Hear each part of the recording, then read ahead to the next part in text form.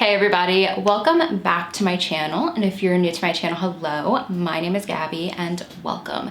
If you've never been here before, never watched any of my videos, have no idea what I do here on my channel, I cover true crime cases, and all of the cases that I cover are a little bit older. They're all basically 20 years or older. So if that's something that you might be interested in, maybe go down below, click that subscribe button, and also make sure to turn on the post notifications to be notified every time that I upload. So my last video here on my channel, I covered the case of Walker County Jane Doe. If you did not see that video, I will have it linked down below in the description of this video. At the end of that video, I did say that in my next video, this video, I was going to be covering the case of Walker County Jane Doe. Like the case of Walker County Jane Doe, Walker County Jane Doe was one of those cases that was kind of one of my pet cases that I would keep coming back to, and I always had my fingers crossed that the victim would be identified, and she was late of last year. So with all that being said, I'm not gonna waste your time anymore with this intro. Let's just get right into the case. Just like the case of Walker County Jane Doe, this doe was also found in the year 1980. This is the case of Walker County Jane Doe.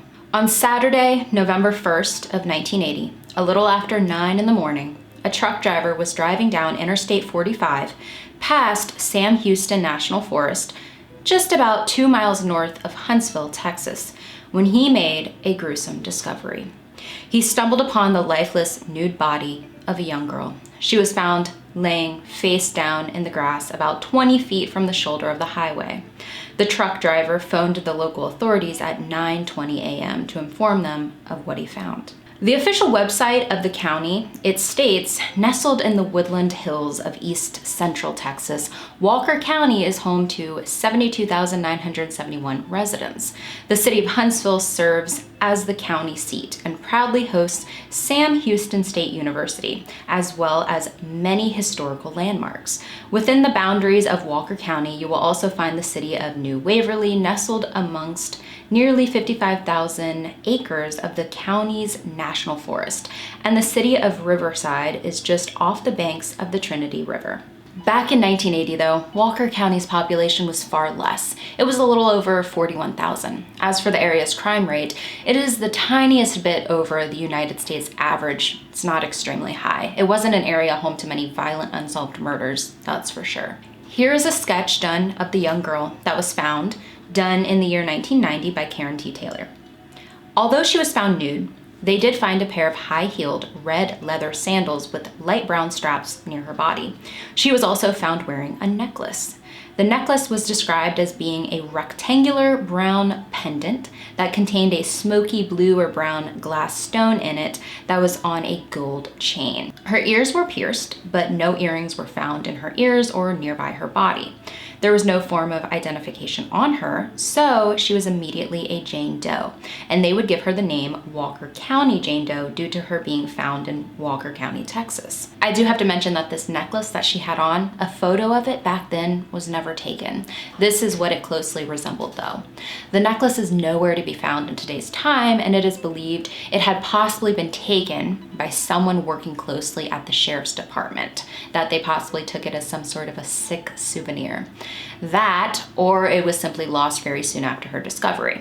Why anyone would take a piece of possible evidence and something maybe sentimental to this deceased girl is beyond me, but of course more heartless things have happened. An autopsy would be performed on her remains in the attempt to find out more information about the unknown young girl. This autopsy would be performed by the Harris County Medical Examiner. She was estimated to be between the ages of 14 to 18.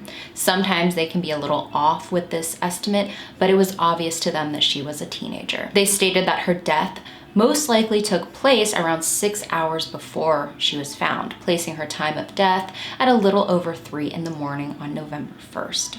She was about 5 feet 6 inches tall and weighed about 105 to 120 pounds. Her hair was about 10 inches in length and was a light brown shade, but had some neutral, kind of natural reddish tints to it. Her hair definitely had not been dyed at any time. She had no polish on her fingernails, but her toenails had a pink polish on them. There were some distinct physical characteristics about her though, one of those being a scar near her right eyebrow. As for her health, She definitely was not malnourished. She was a healthy girl, and she had great teeth that were described as being almost completely straight.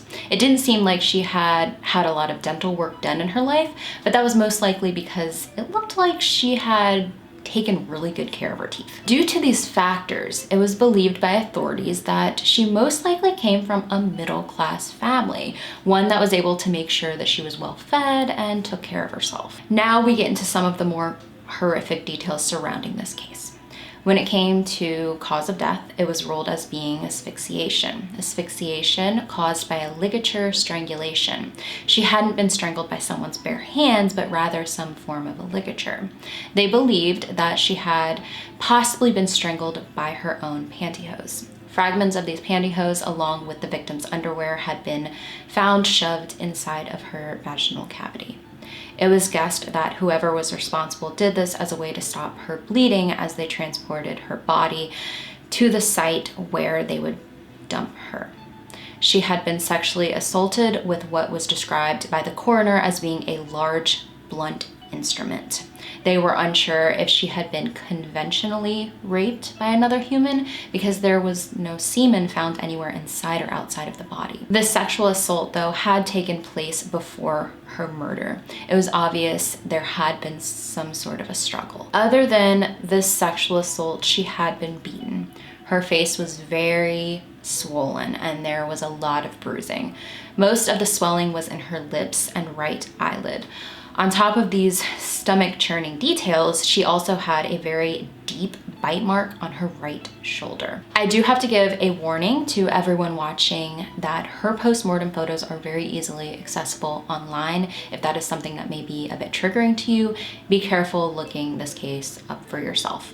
I have seen all these photos myself and they are heart-wrenching to look at, but my point also for bringing this up is that it is extremely visible in these photos that she had been intensely beaten. News of this Jane Doe and her ruthless murder traveled very fast around this area in Texas. Authorities wanted the word to spread to see if anyone would come forward with any information about the girl. Possibly someone knew who she was, maybe someone had seen her before her murder, maybe someone knew who her killer may be, maybe someone knew something.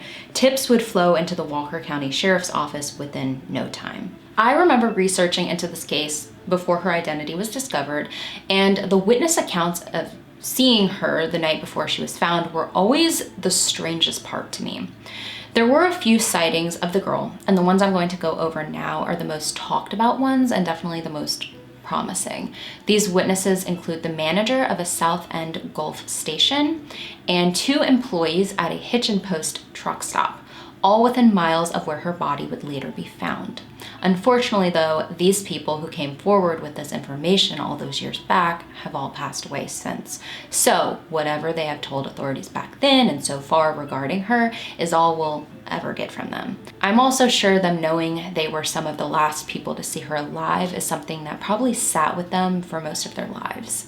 It's something that I couldn't even imagine. All these witnesses, though, described what the girl was wearing, and the descriptions were all the same.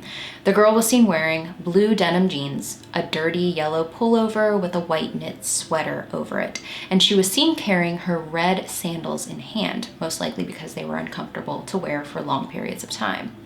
The first witness was the manager at the South End Gulf station, and this individual claimed that they saw the unknown girl on Friday, October 31st of 1980, which of course was Halloween, and the night before her remains were found. The manager claimed the girl had arrived at the station and hopped out of a blue 1973 or 1974 Chevrolet Caprice that had a lighter colored top to it. This car was driven by an unknown white male who apparently just dropped her off and drove away. The girl was described by the manager as looking a bit disheveled, like she had just been on a bit of a journey and was a bit impatient, like she had somewhere to be. The girl apparently came up to this manager and asked them for directions. The place she was wanting directions to was a little odd. She asked for directions to the Texas Department of Corrections Ellis Prison Farm. This young girl was wanting directions to a prison. The manager asked no questions and gave the girl proper directions to where she was wanting to go. After receiving these directions, the girl walked off on foot. She would later be seen walking north on Sam Houston Avenue. Sometime later that night, the same girl would be seen by 2 employees at a Hitchin Post truck stop, which was located alongside Interstate 45. The main witness was a waitress who worked there, and she had a similar story to what the manager at the South End Gulf Station had. She claimed the girl came in wearing the same clothes she was described as wearing earlier, and she asked the waitress for directions. Directions to the same exact place that she asked the manager at the South End Gulf Station earlier. She wanted to get to the Ellis prison farm. The girl told the waitress that she needed to get to the prison because she had a friend waiting for her there. The girl, though, did not say who this friend was, though, not a name, gender, nothing. The waitress decided to draw her a map of how to get there from the truck stop, which would have been about a 20-minute drive northeast. This waitress could tell that this girl was a runaway. It was very apparent. She had a very brief conversation with her, and during this conversation, she asked her where she was from. The girl claimed she was from somewhere in Aransas County, Texas, which is an area about 270 miles southwest of Walker County, Texas. The girl apparently mentioned Rockport or Aransas Pass, Texas, both in Aransas County.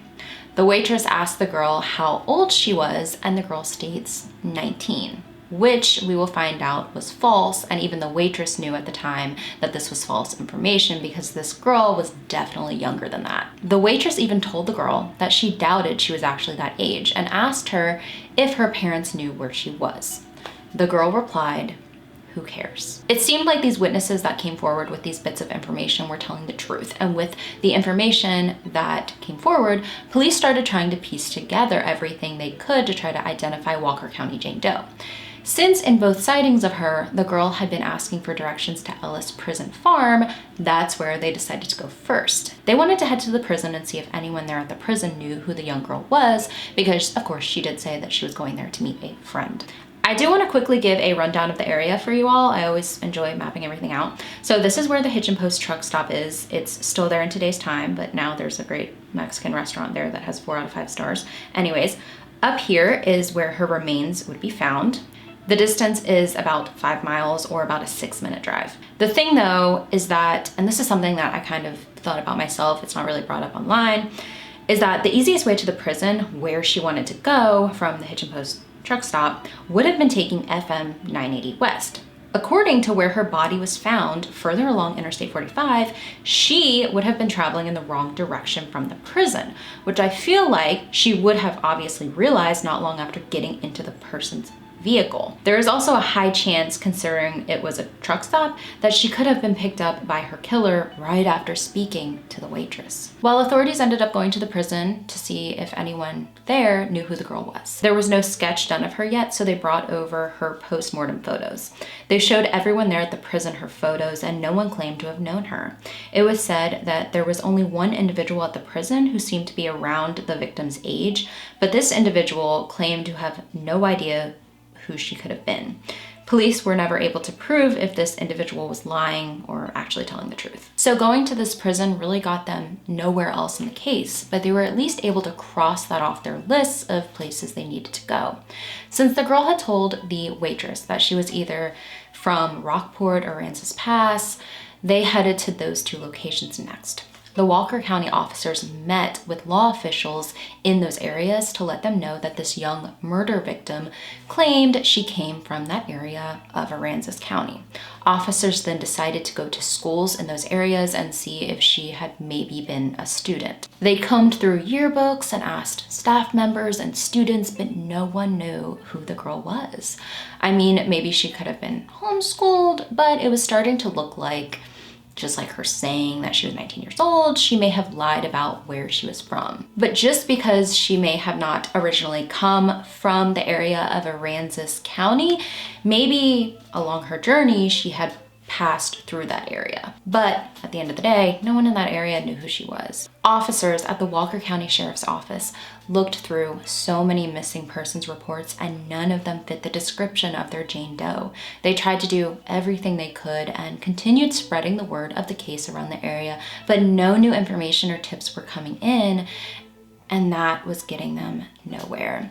This girl's identity was a complete mystery, one they knew that they had to solve before finding out who her killer or killers were. Months had passed and they were really left with no choice other than to give the girl a proper burial. On January 16th of 1981, the unidentified girl was buried at Oakwood Cemetery. She did have an open casket at the funeral, and usually with a doe, they do this just in case someone who shows up to the funeral may still be able to identify her, but no one did. Her original grave read, "Unknown white female, died November 1st, 1980. Although this girl had a proper burial, something that many never get, she still did not have her actual name on that grave marker. Her identity was unknown, and her killer or killers were still out there roaming free. Years would pass and the case would have very few updates. People still cared deeply for her, but with the passing of time, it became apparent that the girl most likely did not come from that area in Texas, and possibly not even from the Lone Star State at all. It would be quite a few years before more updates in this case would occur. The next main update would happen in 1999, and between 1980 to the next update in 1999, 19 years. The only thing worth mentioning is the sketch done of her that I showed you before that was drawn by Karen T. Taylor. Karen stated in her book, Forensic Art and Illustration, that drawing her sketch of Walker County Jane Doe was not easy. The main reason for that is because she was attempting to do a front view sketch of the victim, and most of her post-mortem photos were from the side, and the only photo she had to go off of showing a front view of the victim came from the photo of her open casket. And the photo of her in her open casket at her funeral, her face was still a bit swollen and she had makeup on to make her look more presentable for a public viewing of the body. Now, in 1999, though, they would exhume her remains for the first time. Their main reasoning for this was collecting DNA. Of course, DNA testing really wasn't a thing in 1980, and they also wanted to see if they could narrow down her age a bit more, which they were able to do. Before, they figured she was somewhere between 14 to 18 years of age, and after further testing, they narrowed that down to her being somewhere between 14 and a half to 16 and a half years of age. It wasn't much, but it was a start. In the year 2012, a facial reconstruction, the first one, was done of the victim by the National Center for Missing and Exploited Children. In November of 2015, Walker County Jane Doe's case would be officially reopened. Other than obtaining DNA from her actual remains, they also tested her sandals for DNA, but any results of this have never been released to the public, still in 2022. During that same year, an update reconstruction photo would be released to the public by the National Center for Missing and Exploited Children. This one would be released during the 35th anniversary of her death. Another reconstruction photo was done of the Jane Doe years later. This one was done in 2018 by Carl Koppelman. He worked very closely to this case for many years, even once visiting the places along her path the night that she was killed. If you know anything about Carl Koppelman, he does incredible work. He has done so many reconstruction photos for Jane and John Does, most of which we've covered here on my channel and showed his photos that he's done of the victims. I've talked to him myself. He is somebody that has done great work for these cases. And his reconstruction photo came out, and it was one that was spread around greatly online at the time, and I would say is definitely the most kind of spot on when it came to what she actually looked like. Now, with Jane and John Doe cases especially, there are web sleuths online that work tirelessly to try to identify unidentified victims. Every day, people just sitting at home, like you and me, will look through tons of missing persons pages online and compare characteristics to does and try to match them up to see if they can find a match. A lot of does have gotten their names back this way. There are forums, Facebook pages, message boards of people discussing the cases and sharing information that they come across. It's really a great community, and people just care so much for these cases, and so much great work has been done for older cases this way. Well, back in December of 2015, a photo of a girl started circulating online in these communities. This girl was said to be named Kathleen or Kathy, whether that be spelled with a C or a K. Basically, a brother and sister were going through some of their photos from years back, and they stumbled across a photo they had with a girl in it. They were with family at the time at a motel in Beeville, Texas. They were 10 and 12 back then during when this occurred, which was the summer of 1980. They met this girl who said her name was Kathleen or Kathy, and she stated she was heading to a Texas prison in Sugar Land to meet a friend. The girl looked around the age of Walker County Jane Doe, had a similar story, had similar features, and this brother and sister truly believed that this girl may be Walker County Jane Doe. And after this photo went around online, no one came forward claiming to be this girl and claiming to be still alive out there. In the end though, Walker County Jane Doe was not this girl from the photo, and we still to this day don't know who the girl in the photo was. Other than this girl, there had been a documentary released in 1980 called Runaway. And in this documentary, it featured a 17-year-old girl named Kitty. People thought that maybe Walker County Jane Doe could be this girl, who went by the name Kitty, apparently. There was a bit of a resemblance between the two, but this individual would later be found alive, so she, of course, definitely was not the Jane Doe, and she had no connection to Walker County Jane Doe's case. In the year 2017, a theory would arise in this case, a new theory. This theory was that possibly the person who murdered Walker County Jane Doe had also murdered 2 other people as well, because these 2 other victims, both Jane Doe's, their cases were a little similar to Walker County Jane Doe's. The first Jane Doe is Harris County Jane Doe, found on October 16th of 1980. The second is also named Harris County Jane Doe, but this one was found on December 10th of 1980. These 2, just like Walker County Jane Doe, had been sexually assaulted in some way, strangled, and found on the side of Interstate 45 in Texas. There was also a 3rd Jane Doe as well, but she has since been identified, and information regarding her is quite limited online. There was speculation that there may have been an Interstate 45 killer. This is still up for debate today. The other 2 Jane Does, though, were both found in Houston, which is about 80 miles south of Walker County. The first Harris County Jane Doe was found in October, and she was said to be deceased about 3 months, putting her murder somewhere in July of 1980. Then Walker County Jane Doe was found on November 1st up in Walker County. Then the second Harris County Jane Doe was found back in Houston in early December and was said to be deceased only a few hours. Could these girls all be victims of the same person? That could be, but you have to remember that there have been so many girls and young women murdered in Texas and tossed off the side of highways, especially interstates like Interstate 45 and also Interstate 35.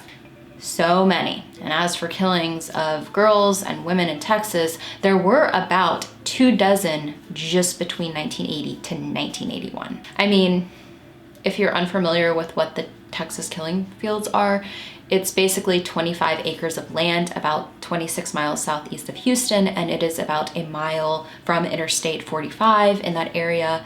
And since the early 1970s, roughly around 30 girls and young women, all between about 12 to 25 years of age, have been found dumped there. Authorities during that time, back then, knew that there had been a rapid increase in murders of girls and young women, no matter their height, weight, hair color, backgrounds. Girls and young women were at risk, and it didn't seem like authorities were going out of their way to let the public know about this. Not like many times when, a serial killer is on the loose. It is believed that when it comes to the Texas killing fields, it is the act of multiple serial killers and possibly a few others that murdered once or twice and knew the area was a popular dumping ground. As for a main I-45 killer, someone who drove down that interstate back then targeting people to sexually assault and strangle to death and leave authorities not knowing their identities, this has never been proven. The first Harris County Jane Doe found in October and also Walker County Jane Doe had something else in common, and that was that serial killer Henry Lee Lucas confessed to murdering them. But here's the thing, is that if you do not know anything about this serial killer, he was known for false confessions. He had confessed to hundreds, thousands of murders and recanted most of those confessions. He was fully convicted of killing 11 people, but he was someone who liked to take credit for every murder brought up to him, so the chances of him being responsible for the demise of these poor girls is slim. Also, the bite mark on Walker County Jane Doe's right shoulder did not match the teeth of Henry Lee Lucas. There was also a theory that arose that the killer of Walker County Jane Doe may also be the same killer of a Jane Doe that they named Orange Socks. This Jane Doe, though, has been identified. Orange Socks Jane Doe was found almost exactly a year before Walker County Jane Doe. She was found on October 31st of 1979, and just like our Jane Doe in discussion today, this Jane Doe was found naked off the side of an interstate, this one being Interstate 35 in Texas. She had been sexually assaulted, and all she had on was footwear, which were orange socks. She also had on her jewelry. She would later be identified as Deborah Louise Jackson in 2019. Back to Henry Lee Lucas for a second. He confessed to Deborah's murder and was sentenced to death, but authorities thought he hadn't been fully telling the truth because apparently he had been in Florida at the time of her murder, so they changed his sentence to life in prison instead. If it wasn't actually Henry Lee Lucas who killed Deborah, then maybe whoever killed her also took the life of Walker County Jane Doe. There's just a lot of similarities there. We don't know though, as of right now. It is something obviously to seriously consider. But what we do know about Walker County Jane Doe is that she would end up being identified. And I hate still this far along in the video calling her Walker County Jane Doe because she has been identified and has her actual name, so let's get right into that. There had been tons of missing girls all over the United States ruled out as being her from all over. Alabama, Washington, Virginia, Illinois, New Jersey, even some in Texas, like someone we talked about before in a previous video, which was Mary Rachel Charlicka, aka a part of the Fort Worth trio who vanished in Fort Worth, Texas from a shopping mall in 1974. It would take genetic genealogy, though, to finally give Walker County Jane Doe her name back. If you are not familiar with genetic genealogy, some people are not, then I will give you a quick definition like I try to do in all of my videos. Investigative genetic genealogy, or forensic genetic genealogy, is the emerging practice of utilizing genetic information from direct-to-consumer companies for identifying suspects or victims in criminal cases. As of September 2021, the use of this practice has led to the discovery of over 150 suspects of murder and sexual assault. The investigative power of genetic genealogy revolves around the use of publicly accessible genealogy databases such as GEDmatch and Family Tree DNA. On GEDmatch, users are able to upload their genetic data from any direct-to-consumer company in an effort to identify relatives that have tested at companies other than their own. In July of 2020, Detective Thomas Bean of the Walker County Sheriff's Office, who was the main detective on this case at the time, was reached out to by Othram. Othram wanted to take a shot at trying to identify the girl.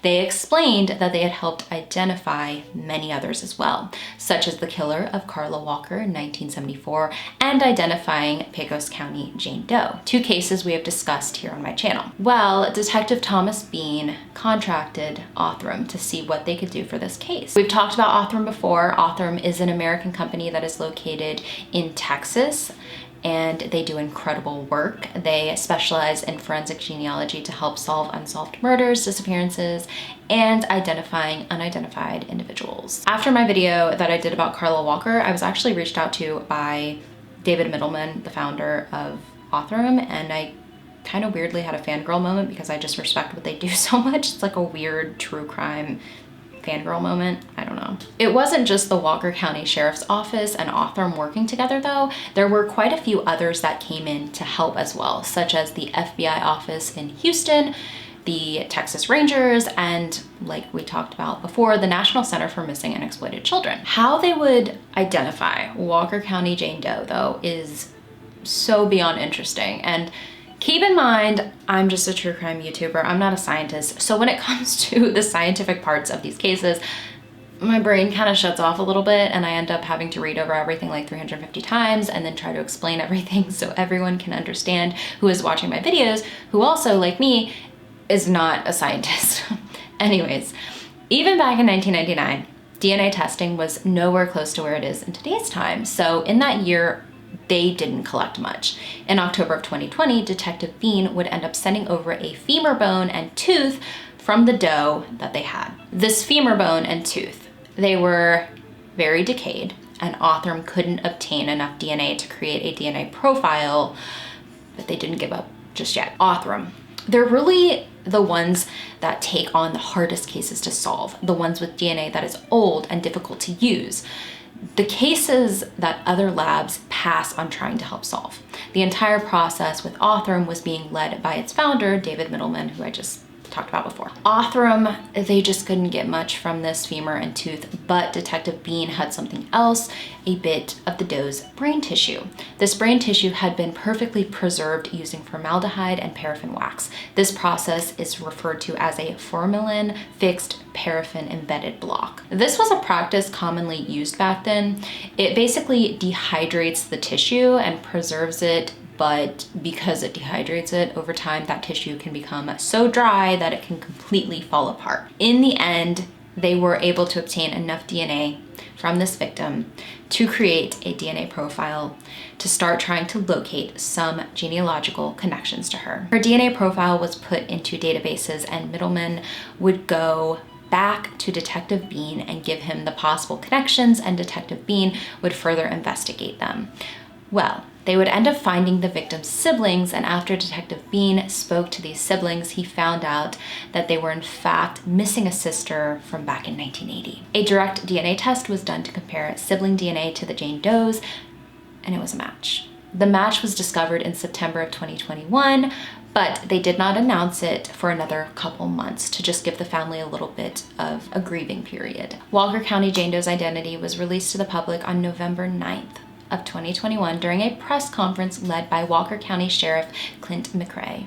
Walker County Jane Doe was Sherri Ann Jarvis. Her nickname was Tati, and she was only 14 years old at the time of her murder.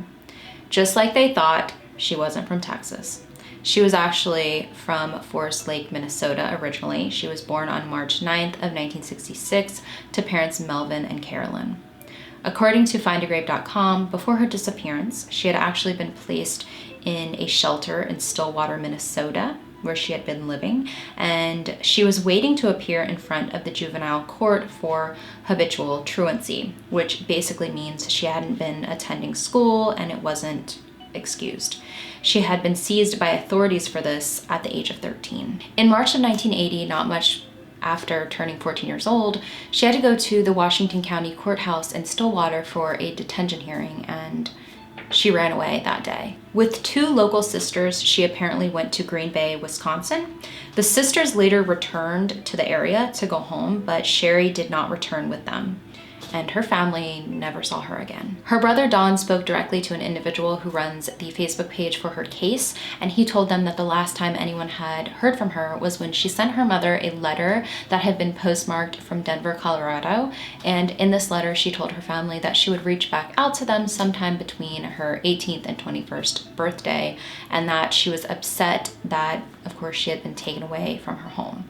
I do want to make it clear that it wasn't like her family just received this letter and was like, okay, she's alive, she'll reach out eventually. They really tried to find her. They filed a missing persons report. They even hired a private investigator. They did what so many families do and never changed the home phone number for years, just in case she would call home, and they never found her. She would also, of course, end up getting an updated tombstone, this one with her name on it, birth and death date, and the words, "Never alone and loved by many." Her family had said that they had no idea how she would have gotten all the way to Texas, of course, other than hitchhiking, and that they know of no connections she may have had to any prison, especially in that state. Her loved ones did end up releasing a statement to the public though, which I will be reading right now. They said, "We would like to extend our sincere appreciation to Detective Thomas Bean and all cooperating agencies and people involved in identifying Sherri Ann Jarvis's remains. We would also like to express our gratitude to Morris Memorials for donating Sherri's headstone and all the people who visited her burial site throughout the years. We lost Sherri more than 41 years ago, and we've lived in bewilderment every day since, until now, as she has finally been found. We contacted the Salvation Army and hired a private investigator in an attempt to locate her, but to no avail. The dedication of the aforementioned people led to our reunion with Sherri and provided long-awaited, albeit painful, answers to our questions on her whereabouts. Sherri Ann Jarvis was a daughter, sister, cousin, and granddaughter. She loved children, animals, and horseback riding. She was a tender 13 years of age when the state removed her from our home for habitual truancy. Sherri never returned to our home as promised in a letter we received from her shortly after her departure. She was deprived of so many life experiences as a result of this tragedy. She was denied the opportunity to experience romance and love, marital bliss, the heartache and pain of loss, the pure joy of having children or growing old and being able to reflect on such milestones afforded an abounding lifetime. Our parents passed away never knowing what happened to her or having any form of closure, but we are grateful that they never had to endure the pain of knowing her death was so brutal. We have a measure of comfort in knowing that she has been identified and where she is located, so we may pay our respects at her final resting place. We will continue to support those seeking her killer or killers because she did not deserve the death she received. And justice served to those who would commit such a heinous act would be fitting tribute to Sherri. We love and miss Sherri very much. You are with Mom and Dad now, Sherri. May you rest in peace. It is so incredible that after 4 decades, this girl got her name back, and it was definitely not an easy process. So many people put in, hours, days, months, years, decades even, into helping reunite her with her family. Her murder is still unsolved, but Walker County Sheriff Chief Deputy Tim Whitecotton said that they do have some positive leads, which is, some great news because of course we all want to see her case fully solved. That's the final step. Unfortunately, poor Sherri was one of hundreds of victims who had their lives taken as a result of doing something that was so common back then, which was hitchhiking. She had made it all the way from Minnesota to Wisconsin, apparently was in Denver when she sent the letter, and then she made it all the way to Texas. She was alive from March to the end of October, 8 months just out there in the world and her family not knowing where she was or what happened to her, and then her life being taken in the way that it did. The Walker County Sheriff's Office is continuing their investigation into the murder of Sherri Ann Jarvis and are asking the public if anyone has any information regarding her murder, anything at all, to please contact the Walker County Sheriff's Office at 936-435-2400. At the end of it, there's so many resolutions to this case, but there are so many questions that we still have. We don't know how long she had been in Texas. She could have been there for months. We don't know. Why did she choose Texas? Who was this person she was meeting at the prison? Were they in the prison themselves, or was she just set to meet them outside of the prison as just like a meeting area? Did someone in that prison lie and they actually did know her? Within those months on the road, she had to have come in contact with so many more people. Why haven't more people come forward with information? Was her killer someone who targeted young girls along that interstate and possibly had other victims as well? How can somebody do what they did to this poor girl and then just live their lives? There are so many questions with this case. It doesn't seem like they have DNA from another individual when it comes to Sherri's case, but with advancements in technology, who knows what may come of it. Like I stated before, there are many similarities between her case and Deborah Louise Jackson's, formerly known as Orange Socks, and there has been DNA from other individuals found in relation to Deborah's murder that they're still working on. So maybe, eventually there could be a connection made between Deborah's case and Sherri's case. We don't know. Deborah, though, had been raped by another person. That is one difference between the two, which may point to it being two killers. Time will only tell. There is also another theory in this case, and if you start looking at this case, you will come across this theory. And this is the theory that Sherri's killer may have not been a male, it may have been a female. This theory had actually been brought forward by a journalist named Michael Hargraves. His reasoning behind this theory is because, of course, there was never any semen found inside of her, outside of her, anywhere at the scene where her body was dumped. Her assault was also extremely violent, which could have been something performed by someone of the same sex who was possibly able to overpower her, possibly a woman filled with a lot of rage and jealousy of others. Michael Hargraves also stated that when it comes to biting, men will most likely bite a female in a more sensitive or private area, not a place like the shoulder. I'm not entirely sure what studies or information he came up with this conclusion from, or if it was just something that kind of makes sense, but that was his reasonings for thinking so. And some people do agree with him. This is a popular theory in this case. I know that this also might be a theory brought up in the comments as well. I do like to be as unbiased as possible when I talk about cases. This is just a theory that it is plausible, but I don't know if I necessarily lean towards it myself. It was very late at night. She was leaving a truck stop. I think it would make more sense that she came across maybe a male truck driver who was at the hitch and post. I feel like that is more what I'm leaning towards. With her being out on the road for those 8 months, I feel like she obviously, at different points, had to, hitchhike with different people, possibly stay at different people's residence. She maybe made a few friends along the way. I just hope that maybe more people come forward claiming to have seen her or obtained some sort of information from her while they spoke to her during conversation. I hope that until they can make bigger leaps in solving this case, that some more information comes forward. That though was the case of Walker County Jane Doe, and that was another case of mine, another Jane Doe case of mine that was always heavy on my heart through the years. And I think I first heard about it when Kaylee Elise did a video about it. I'm pretty sure it was her, and I miss her videos so much, but that was really what sparked my interest in this case. I remember the day she was identified. It was during the day. I was on Facebook. I'm a part of all the Jane Doe Facebook pages and, the National Center for Missing and Exploited Children, their Facebook page, all of that, Carl Koppelman. And it came up and I was like, wow. I just remember one of my very first thoughts to seeing her picture and reading a little bit more about her was, it hit me like a ton of bricks, the fact that she was 14 years old. She was so young. I mean,